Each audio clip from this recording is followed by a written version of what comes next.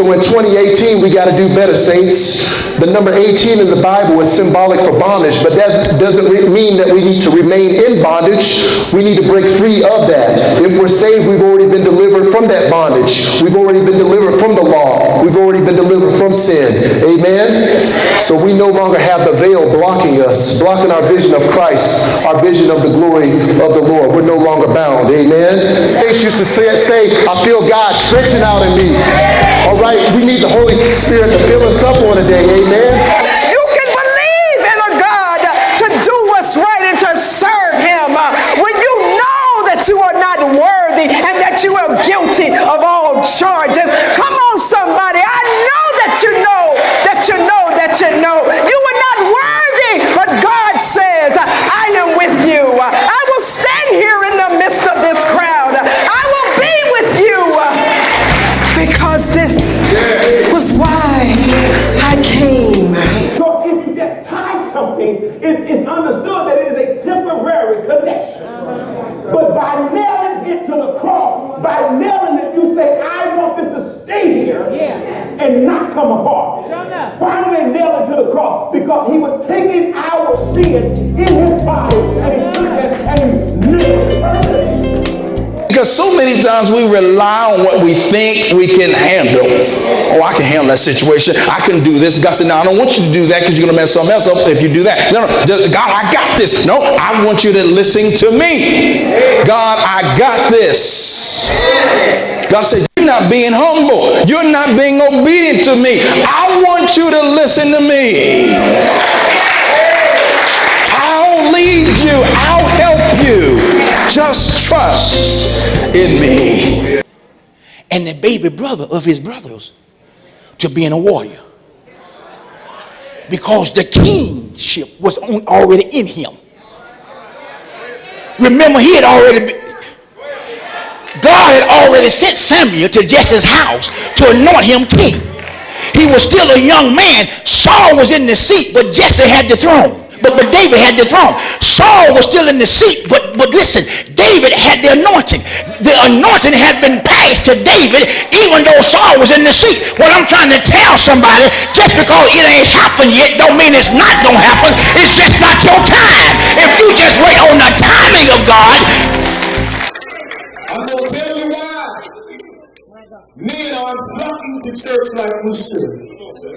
Because the church has to stop being so abusive and beat up on men. We preach on their problems instead of celebrating their potential. We elevate their pain instead of clarifying their purpose. We heighten their past but not show them their possibilities.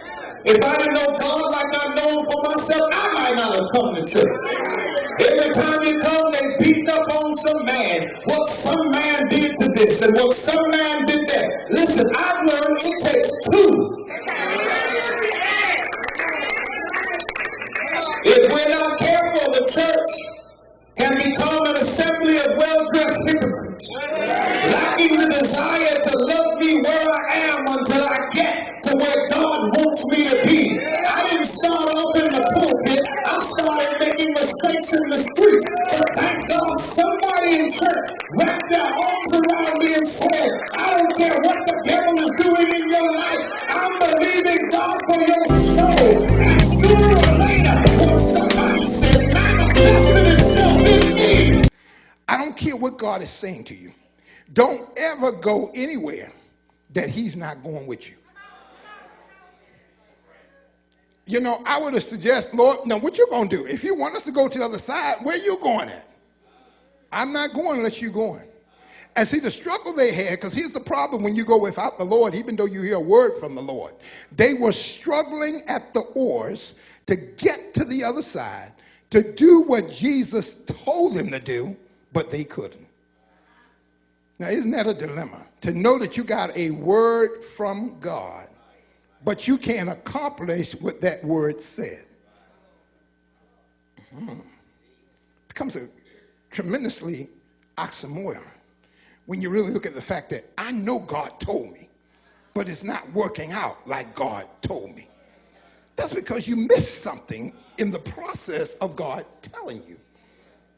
What has to do with things that God tells you is that what God tells you is timeless, and you have to begin to understand the timing of God. One of the things you need to understand is whether you're in the right place or not, because you need to be in what I call the geographical will of God. Sometimes God is placing you, and not necessarily physically, but you got to be in the right place before he gives you the right assignment. He tells Abraham, get out from among your kindreds, and I'm going to show you a place. And the reason that he really got Israel out of Egypt was not merely to rescue them out of bondage, but so they could worship. God is placing you in certain places so he can get worship out of you. And the reason why you have to understand why you go through problems and issues and you're suffering is because God knows if I don't squeeze you, you won't praise me. I made up my mind.